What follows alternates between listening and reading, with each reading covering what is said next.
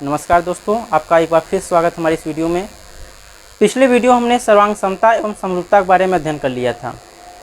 उससे संबंधित कितने भी सूत्र हैं, क्या क्या उसके सिद्धांत हैं, कैसे पहचानते हैं कौन सा त्रिभुज सर्वांगसम है, कौन सा त्रिभुज समरूप है, कौन कौन से प्रगुण उसके हैं, कौन कौन से क्या क्या संबंध होता है भुजाओं में, उसके क्षेत्रफल में, उसके परिमाप में क्या संबंध होता है दो त्रिभुज की समरूप हो तो, उनके बारे में हमने पूरा डिटेल अध्ययन कर लिया था।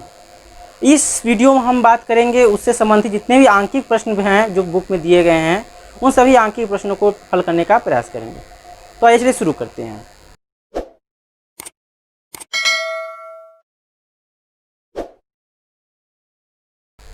देखिए, इस कड़ी में जो पहला प्रश्न है, अच्छा आप लोग को ये ध्यान होगा, याद ही आपको पता ही है कि इस समय बैक प्रकरण पे हमारा जो प्रोटेस्ट चल रहा है, 4 दिन, आज चौथा दिन है, वो भी समाप्त होने कगार पर है। शिक्षा मंत्री नहीं क्या करते हैं, भगवान से ये प्रार्थना है कि सबके साथ न्याय हो, प्रमोट कर दे ताकि आप भी चौथे सेमेस्टर में एग्ज़ाम दें और पीछे न हो। आप लोग जो मानसिक तनाव से गुजर रहे हैं पीछे न हो, इसकी वजह से हम भी थर्ड सेमेस्टर को रोके हुए हैं।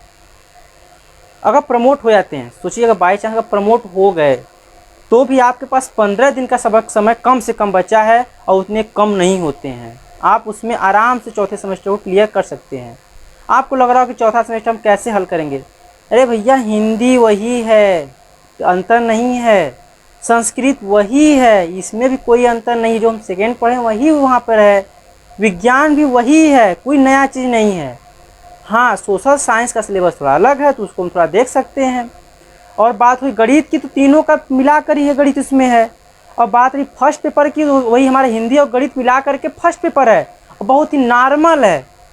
अब तैयार करने की बात हुई तो इंग्लिश थोड़ा सा है, मान लीजिए तो सेकेंड सेमेस्टर का इंग्लिश हम तैयार करवा रही हैं, सेकेंड से फोर्थ का वही उसी में से मिला कर आएगा। और बच्चा अपना ये सेकेंड पेपर जो होगा वही आपको तैयार करना होगा, है ना। तो ज़्यादा प्रॉब्लम नहीं है, बस आपको एक जुटता का एक कॉन्सेप्ट बना करके हम कैसे क्या करेंगे, कब करेंगे, टाइम टेबल निर्धारित करना होगा। आपको ये भी निर्धारित करना होगा कि कितने दिन हमको कौन सी विषय पढ़नी है। यदि आप हम किसी एक विषय में अगर ज़्यादा समय देते हैं तो किसी दूसरे विषय में कम समय देना मिलेगा। तो आप ये सोचिए कि अगला विषय भी उतना ही इम्पोर्टेंट है जितना कि ये वाला विषय इम्पोर्टेंट है। तो आप हाँ ऐसा कर सकते हैं, जिस विषय पर आपका अच्छा कमांड हो उस विषय को आप साइड में रख करके बाकी विषय क्लियर कर सकते हैं, और जो कमांड अच्छा है उसको एग्ज़ाम के दिन या एक दिन पहले वगैरह उसको कवर कर सकते हैं। ठीक है, चलिए अपने हम टॉपिक पर आते हैं। तो करा एक त्रिभुज ABC की भुजाओं की माप AB बराबर 3 सेंटीमीटर। ठीक है, त्रिभुज ABC में AB की माप 3 सेंटीमीटर। चलिए हम एक त्रिभुज बना लेते हैं।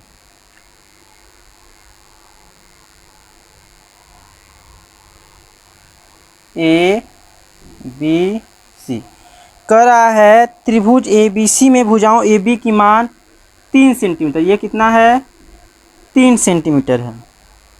फिर कह रहा है BC बराबर 5 सेंटीमीटर। BC चलिए 5 सेंटीमीटर कर लिया।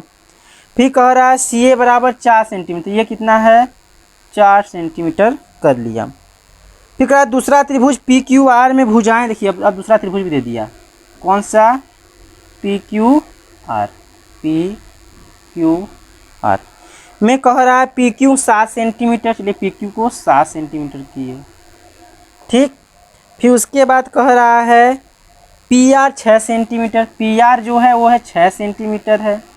और कह रहा है QR 5 सेंटीमीटर है। ठीक है, तो कह रहा है क्या दोनों त्रिभुज समरूप हैं या नहीं। तुमने कल बताया था कि अगर दो त्रिभुज आपस में समरूप हैं तो उनके संगत भुजाओं का अनुपात हमेशा क्या होगा, बराबर होगा। यानी कि AB बट्टे क्या, कौन सा, PQ। संगत भुजा क्या, अगर इधर के ले रहे हैं तो इधर का ही, बराबर AC बट्टे PR बराबर BC बट्टे QR। ये देखते हैं बराबर है या नहीं। AB का मान क्या है, 3 है। PQ का मान 7 बराबर AC का मान 4 पी आर का मान 6 बराबर बी सी का मान 5 और क्यू आर का मान भी 5 है। तो क्या देखिए दोनों सभी अनुपात बराबर हैं। देखिए काटेंगे तो इसका मान 1 हो जाएगा, इसका मान हो जाएगा 2/3 हो जाएगा, यानी कि 3/7 बराबर 2/3 बराबर 1। क्या बराबर हैं? नहीं ना बराबर हैं, ये नॉट इज इक्वल टू हैं। अतः दोनों त्रिभुज हमारे क्या हैं? समरूप नहीं है। अनुपात संगत भुजाओं का यदि अनुपात बराबर आ गया तो हमारे त्रिभुज समरूप होंगे, अगर नहीं आया तो हमारे त्रिभुज समरूप नहीं होंगे। सीधा फंडामेंटल यही है। ठीक है, अगर भुजाओं का अनुपात जो है बराबर हुआ तो है, अगर नहीं है तो नहीं है। ठीक, अगला सवाल देखते हैं। अगला सवाल है त्रिभुज ए बी सी में कोण ए 65 अंश है। अगला सवाल क्या है? त्रिभुज ए बी सी में कोण ए 65 अंश है। चलिए त्रिभुज ए बी सी बना ही है, इसको इसी को ले लेते हैं।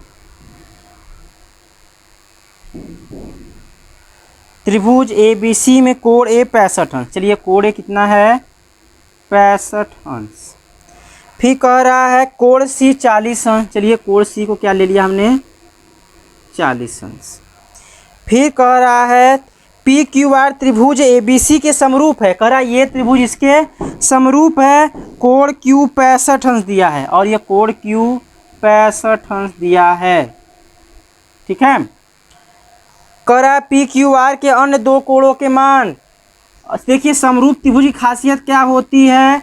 समरूप त्रिभुज के संगत कोण आपस में बराबर होते हैं। ध्यान देंगे, समरूप त्रिभुज के संगत कोण आपस में बराबर होते हैं। तो यानी कि देखिए अगर हम लिखें यदि त्रिभुज ए बी सी समरूप त्रिभुज पी क्यू आर, यदि ऐसा है तो क्या कोण ए बराबर कोण पी होना चाहिए, कोण बी बराबर कोण क्यू होना चाहिए और कोण सी बराबर कोण आर होना चाहिए। ठीक है, जब कोण ए का मान और किसके त्रिभुज का मान पूछ रहा है? कह रहा है पी क्यू आर के अन्य दो कोणों का मान। पी क्यू आर के अन्य दो का नहीं, कोण पी का मान पूछ रहा है, कोण आर का मान पूछ रहा है। देखिए कोण पी किसके बराबर है? कोण ए के। तो कोण ए कितना है? 65 अंश। तो कोण पी बराबर कितना हो जाएगा? 65 अंश। क्यों? क्योंकि कोण पी कोण ए के बराबर है और कोण ए है 65 अंश। कोण बी कोण क्यू के बराबर है और कोण क्यू का मान है 65 अंश। तो कोण बी बराबर भी क्या हो जाएगा? 65 अंश। पर ये हमसे पूछा नहीं था, ये हमसे नहीं पूछा था। पूछा क्या है? पी क्यू आर करने दो, पी और कोण आर का ही मान पूछ रहा है। तो कोण आर देखिए कोण सी के बराबर है, कोण सी का मान दिया है 40 अंश। तो कोण आर बराबर भी कितना हो जाएगा? 40 अंश। यही दोनों हमसे पूछा था। देखिए हमने बताया ना कि अगर दो त्रिभुज समरूप है तो इनको क्या होंगे? संगत कोण आपस में बराबर होंगे। कोण ए कोण पी के बराबर होगा, कोण बी कोण क्यू के बराबर होगा, कोण सी कोण आर के बराबर होगा। ये कोण 65 कोण क्यू 65 है तो कोण बी भी कितना हो जाएगा? 65 अंश हो जाएगा। कोण सी 40 अंश है तो कोण आर भी 40 अंश। कोण ए 65 अंश तो कोण पी भी 65 अंश होगा। ध्यान देंगे ये कंडीशन समरूप और सर्वांगसम दोनों में लागू होगा। अगर हमारा त्रिभुज समरूप है या सर्वांगसम है तो इनके तीनों कोण संगत कोण आपस में बराबर होते हैं। याद रहेगा। अगला सवाल देखते हैं। अगला सवाल देखिए, कुछ आकृतियां दी हैं, उसको छांटने के लिए करा है कौन सा सर्वांगसम त्रिभुज है, उसको छांट कर लिखिए। चलिए अगला सवाल देखते हैं। अगला सवाल अच्छा है, इसी टाइप के सवाल पूछे जाते हैं करीब एग्जाम में। एक आकृति दी हुई है, उस आकृति में किसी एक भुजा के समांतर कोई भुजा खींच दिया जाता है।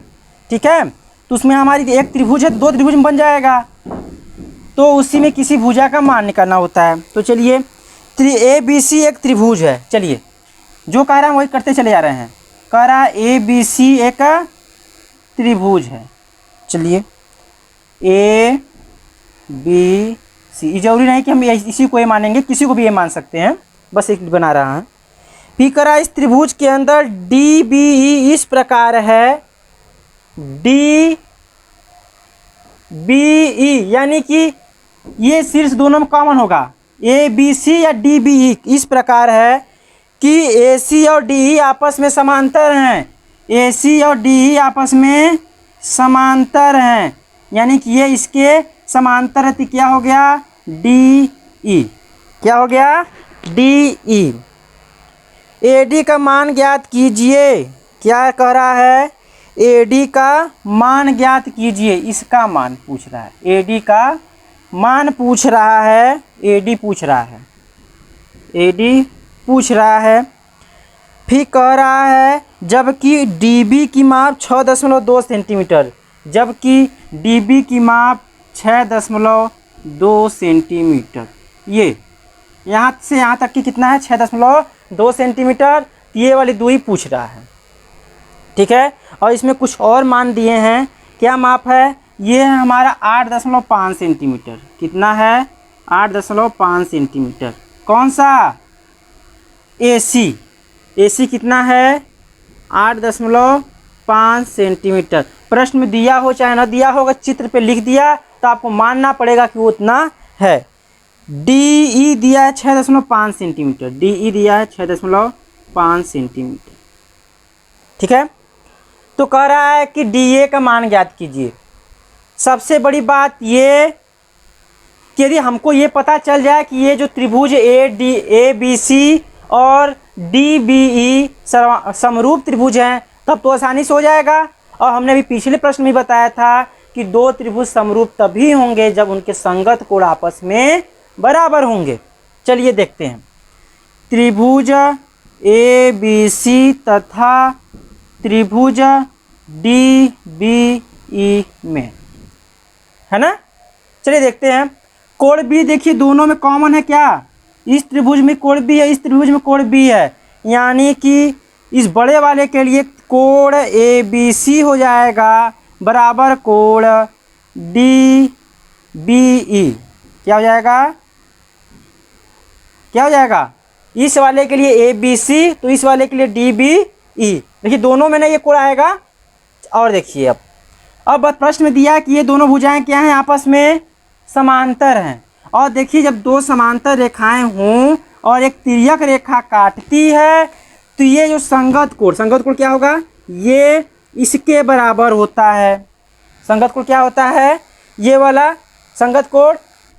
जब किसी समांतर रेखा को एक तिर्यक रेखा काटे तो एक बहिष्कोण और एक अंतःकोण एक ही तरफ के क्या होते हैं, बराबर होते हैं, वही संगत कोण होते हैं। इसी तरीके से देखिए हम अगर नामांकन कर दे कोण 1, कोण 2, कोण 3, कोण 4, कोण 5, कोण 6, कोण 7, कोण 8, इसमें देखिए संगत कोण कौन कौन से होंगे। देख लीजिए यहाँ पे एक टॉपिक ये भी क्लियर हो जाएगा, संगत कोण कौन कौन सा होगा। देखिए संगत कोण एक बाहर तो एक अंदर, यानी 2 और 6, 2 बराबर 6 होगा, ठीक है। इसी तरीके से एक अंदर तो एक बाहर, तो 4 बराबर 8 होगा। इसी तरीके से 1 बराबर 5 होगा और 3 बराबर 7 होगा। समझ में आ रहा है ना। देखिए एक अंदर तो बाहर, बाहर अंदर, अंदर बाहर, बाहर अंदर, अंदर बाहर, है ना। ये संगत कोण हुए। अगर एकांतर कोण कहता, कौन सा, एकांतर कोण, एकांतर कोण कहता तो एकांतर कोण मतलब होता है अंदर के ही कोण, एक ऊपर का एक नीचे का, लेकिन विपरीत दिशा में। देखिए अंदर का ही कोण, एक ऊपर का एक नीचे का, लेकिन विपरीत दिशा में, यानी 3 बराबर 6 और क्या होगा 4 बराबर 5। इसको याद कर लीजिए, हर जगह ये काम देगा आपको, हर जगह यहाँ इसकी ज़रूरत पड़ने वाली है। संगत कोण क्या होगा, एक ऊपर एक नीचे, अंदर बाहर, समझ रहे हैं ना, एक अंदर एक बाहर। देखिए ये कोण 2 बाहर न है, एक बार देख लीजिए यहाँ पे, ये बाहर हुआ तो अंदर क्या हुआ, ये हुआ। और कैसे होता है बराबर, देखिए समांतर रेखाओं के बीच की दूरी बराबर होती है ना। अगर इस रेखा को उठाते उठाते यहाँ पर लेके आ जाएंगे तो इसी रेखा अपने लग जाएगी, तो ये कोण इस कोण के बराबर होगा। इसी तरीके से ये कोण इस कोण के बराबर होगा, ये कोण इस कोण के बराबर होगा और ये कोण इस कोण के बराबर होगा। आ रहा समझ में। तो इस तरीके से तो देखिए कोण कौन कौन सा बराबर हो जाएगा यहाँ पे, देखिए दिख रहा है ना, दिखाते हैं आपको। देखिए समांतर रेखा का, इसको हल्का से बढ़ा दें तो और समझ में आ जाएगा। एक दो समांतर रेखा तिर्यक रेखा काट रही है तो ये कोण इसके बराबर हो जाएगा। और इसी तरीके से अगर ये समांतर रेखा है हमारा, मान लीजिए एक तिर्यक रेखा का काट रही है तो ये कोण इस कोण के बराबर हो जाएगा।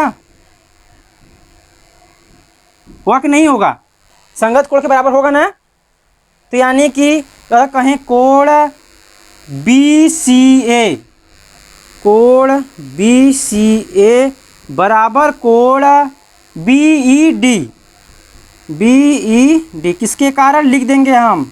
संगत कोण कोष्ठक में। ठीक, इसी प्रकार यहाँ लिख देंगे, इसी प्रकार कोण, अब कौन सा ये वाला ले लें, BAC, कोण BAC बराबर कोण BDE, BDE ये भी क्या होंगे? संगत कोण। मेरा कहने का मतलब ये है कि हमने ये कोण इस कोण दोनों कॉमन है, ये कोण इस कोण के बराबर दिखा दिया, ये कोण इस कोण के बराबर दिखा दिया, यानी कि दोनों त्रिभुज के तीनों कोण आपस में क्या हो गए? बराबर हो गए। अब बराबर हो गए तो इसलिए त्रिभुज ABC समरूप त्रिभुज DBE। कल हमने बताया था समरूप में तीनों कोण बराबर हैं, सर्वांगसम में भी होते हैं, परंतु ये जरूरी नहीं है कि अगर जिसके तीनों कोण बराबर हों वो सर्वांगसम होगा, परंतु जिसके तीनों कोण बराबर होंगे वो समरूप होगा। ठीक है, देखिए समरूप हो गया ना हमारा। अब जब समरूप हो गया तो बस भुजाओं का रिलेशन लगा लेते हैं। रिलेशन क्या हो जाएगा? AB बट्टे BD क्या हो जाएगा? AB बट्टे, देखिए AB बट्टे DB है ना, ये बराबर किसके हो जाएगा? AC बट्टे DE, AC बट्टे DE। जिस त्रिभुज का पहले लेंगे उसी त्रिभुज का इधर भी पहले लेंगे। ऐसा नहीं है कि AB बट्टे DE कर लें तो DE बट्टे AC कर ले, है ना। अगर बड़े त्रिभुज का AB लिए तो बड़े त्रिभुज का AC ही लेंगे पहले, है ना। और आपको लगेगा कि हम यही क्यों लिए, क्योंकि हमको इन दोनों का मान दिया था और इसमें एक भुजा का मान दिया था, इसलिए हमने इन दोनों और इन दोनों का मान लिया। यहाँ पे देखिए इस भुजा का मान नहीं दिया है, इसकी वजह से हमने इसको नहीं लिया। हमको केवल निकालना है क्या? AB निकालना है। चलिए AB का मान नहीं दिया है, AB का मान नहीं दिया है। अगर और सोचिए एक दफ़ा और सोचिए, अगर DA को मान लेते हैं हम x, क्या मान लेते हैं? DA को। चलिए कठिन करने से कोई मतलब नहीं है, हम इसी से सरल तरीके से बताते हैं। तो AB कितना हो जाएगा? नहीं दिया है। चलिए AB बट्टे DB कितना है? 6.2 बराबर AC दिया है 8.5 बट्टे DE कितना है? 6.5। ठीक है, अब देखते हैं आगे। AB तो इसी जगह रह जाएगा ना। AB बराबर ये गुणा बट्टे में उधर जाएगा तो गुणा में, 6.2 बट्टे में ना है, उधर जाएगा तो गुणा में। तो 8.5 गुणे 6.2 बट्टे 6.5। देखिए एक अंक दशमलव यहाँ, एक दशमलव यहाँ, तो ये दशमलव का काम खत्म, बस यहाँ दशमलव बचा है। ठीक, 5 से काटते हैं, 5 एकम 5, 5 तियाँ 15, 5 एकम 5, 5 सत्ते 35, 17/13 आया। ठीक है, गुणा कर लेते हैं। AB बराबर 17 दूना 34 और 34 17 51 से 68 85 7 छक्का 102, 102 3 105 और एक अंक पे दशमलव बट्टे 13। ध्यान दीजिएगा, यहाँ दशमलव था, यहाँ दशमलव था, दशमलव खत्म हो गया था, केवल यहाँ दशमलव बचा है। अब भाग देंगे, आएगा 13 104 बचा, एक दशमलव बीच में आ गया, 13 एकम 13।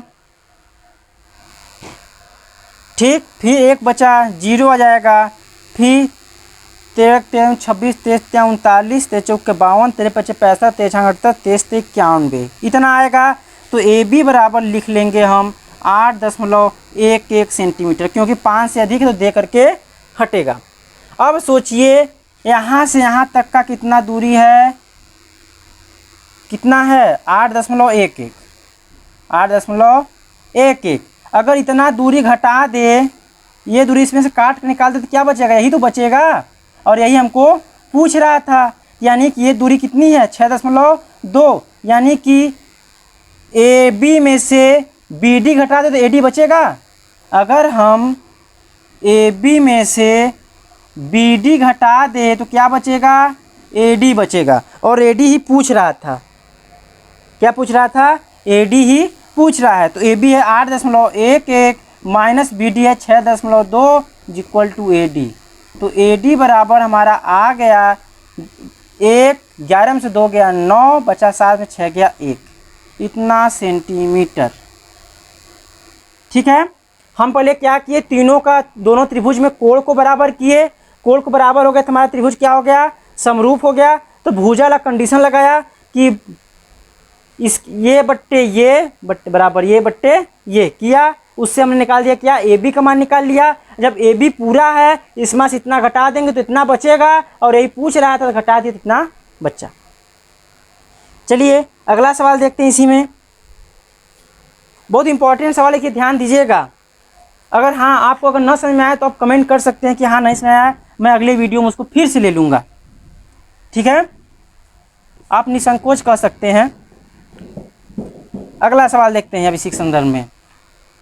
बहुत अच्छा सवाल था ये ध्यान दीजिएगा। ये कंडीशन लगाने से पहले हमको समरूप दिखाना होगा, क्योंकि प्रश्न में नहीं बोला है कि त्रिभुज समरूप है। इसी बात समझ में आ रहा है ना। अगर जब तक नहीं कहता है कोई चीज़ हम उसको नहीं मान सकते हैं, इसलिए हमने पहले त्रिभुज को समरूप दिखाया, और समरूप जब हमारा हो गया तो हमने उस सवाल को हल कर लिया समरूप का फॉर्म लगा करके। चलिए अगला सवाल, सम्मुख आकृति ए बी सी में एम समांतर बी सी है। चलिए आकृति बना देता हूँ जो दिया है क्वेश्चन में। प्रश्न में ये आकृति दी हुई है, क्या है, ए बी सी और समांतर में दिया है एम एन, इसके समांतर एम एन समांतर है, और ये 60 अंश है और ये 52 अंश है। ठीक है, देखिए मैं 2 प्रश्न दिए हैं। एम एन समांतर बी सी है, चलिए एम एन समांतर बी सी हो गया। ठीक है, फिर कह रहा है तो त्रिभुज ए बी सी के शेष कोणों की माप बताइए। क्या त्रिभुज ए बी सी और ए एम एन समरूप हैं। कह रहा है ए बी सी के शेष दोनों कोण का मान पूछ रहा है। अगर समांतर रेखा है, देखिए ये अगर एक तिर्यक रेखा काट रही है तो ये कोण इस कोण के बराबर होता है, तो 60 अंश हो जाएगा। तो यानी कि कोण ए एम एन बराबर कोण ए बी सी। तो यानी कि कोण ए बी सी बराबर 60 अंश, किसके कारण, संगत कोण ही बताया ना, संगत कोण बताया नहीं बताया। एक समांतर रेखा और तिर्यक रेखा काट रही हो तो ये कोण इस कोण के बराबर होगा। ठीक है, और देखिए एक चीज़ और, ये त्रिभुज ए एम एन है, त्रिभुज ए एम एन में त्रिभुज के तीनों कोण का योग कितना होता है, 180 होता है ना। और दूसरी बात ये, हम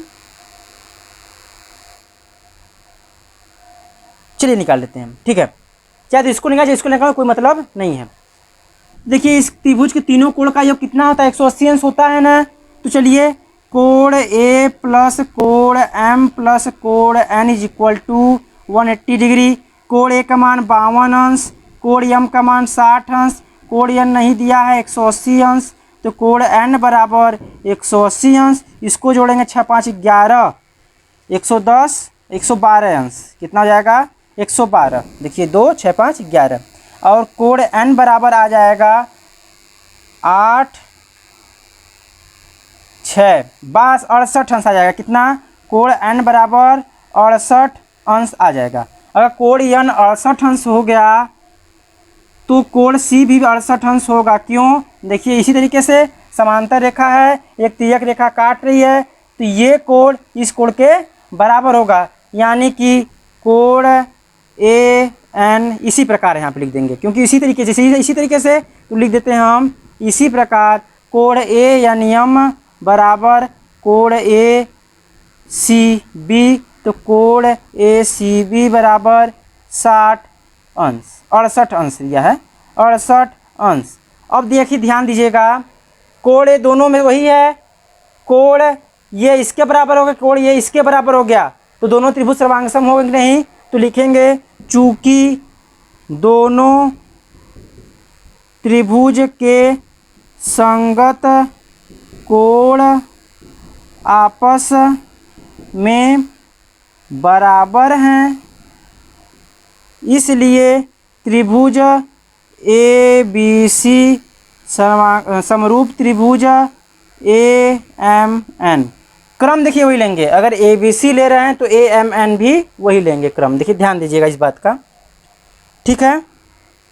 ये सवाल अकरा यदि यम और यन क्रमशः बी सी और ए सी भुजाओं के मध्य बिंदु हैं, यानी कि अगर ये मध्य बिंदु होता है इसका, यानी कि ये इसके बराबर होगा और ये इसके बराबर होगा। मध्य बिंदु का मतलब क्या, ये इसका आधा है तो आधा आधा बराबर होंगे ना, इसका अगर आधा है तो ये भी आपस में बराबर होंगे ना।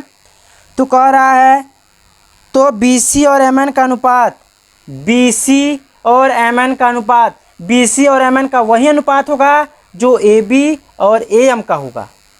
अगर पूरा अगर ए बी कितना रहता मान लीजिए, देखिए ध्यान दीजिएगा, अगर मान लीजिए एक हिस्सा x है तो ये भी हिस्सा तो x ही होगा, क्योंकि आधे में बट रहा है ना, तो पूरा हिस्सा कितना हो जाएगा 2x हो जाएगा।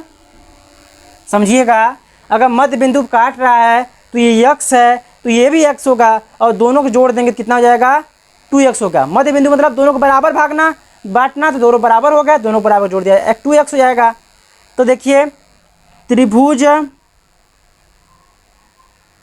ए बी सी तथा त्रिभुज ए एम एन में, ठीक है, यहाँ आप देखिए समरूप त्रिभुज बता दिया गया है ना कि समरूप है, तो इसलिए उसके आगे तो ए बी बट्टे क्या हो जाएगा ए एम बराबर किसका किसका पूछ रहा है, बी सी और एम एन का अनुपात, तो बी सी बट्टे एम एन, बी सी बट्टे एम एन। देखिए पहले जो त्रिभुज लिखे हैं उसी त्रिभुज का ऊपर लिखेंगे, है ना। ए बी का मान देखिए कितना दिया है, ए बी का मान 2x और ए एम का मान x बराबर बी सी बट्टे M N. X X cut गया तो बी सी बट्टे एम एन का मान हो गया 2:1। ठीक, आ गया समझ में ना। बी सी और एम एन का जो अनुपात है वो 2:1 होगा। क्लियर हुआ। यहाँ पे देखते हैं कुछ और सवाल दिए हैं कि नहीं। चलिए लास्ट सवाल है, उस लास्ट सवाल में कह रहा है सम्मुख चित्र, लास्ट सवाल है, देखिए थोड़ा सा और समय लगेगा। अब कल से ध्यान देंगे, कल से जो पवन की जो गाइड होती है मोटी वाली, उसमें जितने भी क्वेश्चन है उसको हम लेसन वाइज पूरे सवाल को ही कंसीडर करेंगे, क्योंकि हमने थ्योरी तो बता दिया है, जितने भी सवाल आपको हो सकते हैं बता सकें उतने सवालों को हम प्रैक्टिस करेंगे, क्योंकि एग्जाम में सवाल ज़्यादा कहीं बाहर से नहीं आते हैं। फिर उसको समाप्त करने के बाद हमको उम्मीद हो करीब 1 सप्ताह में ख़त्म हो जाएगा, तो उसके बाद हम क्या करेंगे, जितने भी पुराने क्वेश्चन पेपर हैं उसको सॉल्व करा देंगे। चलिए हम सवाल देखते हैं। कह रहा है सम्मुख चित्र ए बी खंभा है, चित्र में ए बी खंभा है। देखिए चित्र दिया है, उस चित्र को बना ले रहे हैं, ये चित्र है, ठीक। ए बी सी दिया है और यहाँ पे क्या दिया है, नहीं ए बी एफ दिया है और यहाँ सी डी दिया है। ये ए बी एफ है और ये सी डी है। कह रहा है सम्मुख चित्र में ए बी खंभा है, ये क्या है, खंभा है। धरातल में सी डी छड़ को इस प्रकार गाड़ा गया, धरातल में सी डी को छोड़कर, देखिए खंभा हो गया और ये क्या हो गया, छड़ हो गया। छड़ को इस प्रकार गाड़ा गया कि खंभे की परछाई को छड़ की परछाई ने पूर्णतः ढक लिया है। यानी कि जो ये खंभा की परछाई देखिए यही गिरेगी ना, और ये छड़ की परछाई यानी कि ये इसके बराबर हो गया, ये इसके बराबर। देखिए बराबर नहीं है, पर ध्यान देंगे कि इसका जो ये खंभा है ये छड़ है, परंतु इसका जो परछाई होगा इसके परछाई के यहाँ तक के बराबर होगा। मतलब समझ में आ रहा है कहने मतलब, जैसे ये खंभा था, इसका परछाई मान लीजिए यहाँ तक आ रहा है, लेकिन एक छड़ था और इसका भी परछाई यहाँ तक आ रहा है। मतलब क्या, इस छड़ की जो परछाई है ये है खंभे की इस भाग कितना के बराबर है, ठीक है। तो कह रहा है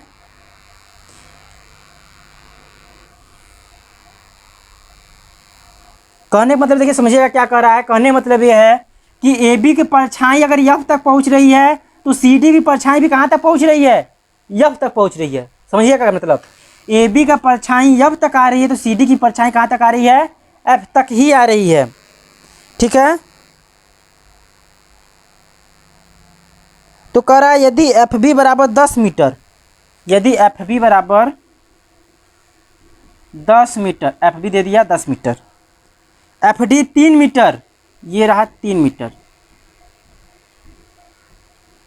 ठीक है। तो छड़ की लंबाई 2.07 मीटर और इसकी लंबाई दे दिया 2.07 मीटर। तो खंभे की लंबाई ज्ञात कीजिए, तो खंभे की लंबाई ज्ञात कीजिए। तो पहले हमको ये दिखाना होगा कि दोनों त्रिभुज क्या हैं, समरूप हैं। क्या दिखाना होगा, दोनों त्रिभुज क्या हैं, समरूप हैं।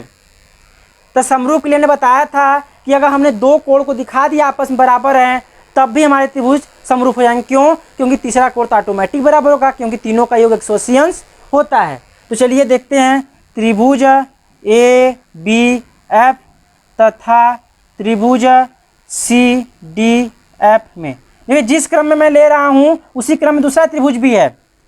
तो देखिए अगर खंभा खड़ा या छड़ खड़ा है तो जमीन पर लंबवत ही खड़ा होगा। अगर लंबवत खड़ा है तो कितने अंश का कोण बनेगा, 90 डिग्री का बनेगा। तो कोण यहाँ बी लिख लें बराबर कोण डी, ठीक है। कोण बी बराबर कोण डी, धरातल से लंबवत कोण, धरातल से लंबवत कोण, धरातल से लंबवत कोण, ठीक है। और उसके बाद देखिए कोण एफ दोनों में है, इसमें भी कोण एफ है, इसमें भी कोण एफ है, यानी कोण एफ इज इक्वल टू कोण एफ उभयनिष्ठ है। क्या है, उभयनिष्ठ है। अतः त्रिभुज ए बी एफ समरूप त्रिभुज सी डी एफ। अब हमारा देखिए दोनों त्रिभुज समरूप हो गया तो हम क्या अनुपात निकालेंगे, बड़े वाले भुजा देख लेते हैं पहले। क्या, बी एफ, तो बट्टे अगर बी एफ बट्टे ले रहे हैं तो क्या हो जाएगा, डी एफ बराबर ए बी बट्टे सी डी। जिस क्रम में लेंगे, अगर बड़े वाले त्रिभुज का पहले ले रहे हैं तो बड़े वाले त्रिभुज का पहले दोनों में लेंगे, ठीक है। तो बी एफ का देखिए मान दिया है क्या, बी एफ का मान दिया 10 मीटर, चलिए 10 मीटर, अपन डी एफ का मान दिया 3 मीटर, चलिए 3 मीटर बराबर ए बी देखिए नहीं दिया है ना, क्योंकि खंभे की लंबाई पूछ रहा है तो ए बी लिख लिया। और सी डी दिया है 2.07 मीटर। तो क्या करेंगे हम, ए बी को रहने देंगे, ये गुणा भाग में दे जाएगा तो गुणा में, तो हो जाएगा ए बी बराबर 10 गुणे 2.07 बट्टे 3। देखिए 10 बट्टे 3 तो है ही, ये चला गया गुणा में, देखिए ये चला गया गुणा में ना, आ गया ना गुणा में। तो ए बी बराबर, कन्फ्यूज मत होइएगा, तो हो जाएगा 2, ये आ जाएगा बट्टे 3, एक अंक दशमलव खिसक जाएगा क्योंकि एक जीरो बढ़ जाएगा। तो 3 छक्का 18, 3 छक्का 18 2 बचा, और 3 नवा 27, 6.9। तो ए बी बराबर 6.9 मीटर। हम मात्रक लिखना नहीं भूलेंगे क्योंकि दूसरी लंबाई मीटर में दिया था, इसलिए इसका मान हो गया मीटर। अगर आपको ज़्यादा दिक्कत हो देखिए 3 नवा 27, 3 छक्का 18 2 20, एक अंक दशमलव, ठीक है। इस प्रकार से हमारे इस चैप्टर के जितने सवाल थे उसको हमने देख लिया है। जैसा ने बताया कि कल से पवन के पूरे सवाल को हम लेने का प्रयास करेंगे। अगर एक टाइप के सवाल होंगे तो उसको समझाकर छोड़ देंगे, अगर उस अलग टाइप के होंगे तो सवाल को हम लेते हुए चलेंगे। कोशिश करेंगे जितना जल्दी हो सके पूरा उसको ख़त्म करने के बाद हम पुराने क्वेश्चन पेपर मॉडल पेपर को हल करेंगे। तब तक के लिए धन्यवाद।